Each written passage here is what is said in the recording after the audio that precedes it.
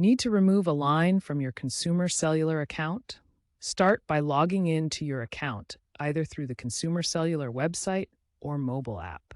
Once logged in, navigate to the Manage Lines or Plan Options section. Select the specific line you wish to remove from your account. Keep in mind that if it's a secondary line, cancellation is usually immediate. Primary lines might require porting the number to another carrier or transferring ownership. Finally, confirm the change to complete the removal. Be aware that early termination fees might apply, though most plans are month to month, minimizing this risk.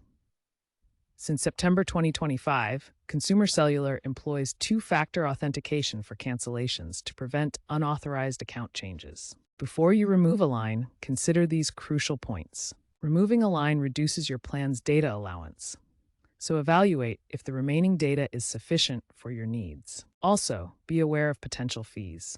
While month-to-month plans generally avoid ETFs, unused data credits may be forfeited. If you want to keep the phone number associated with the line you're removing, port it to another carrier.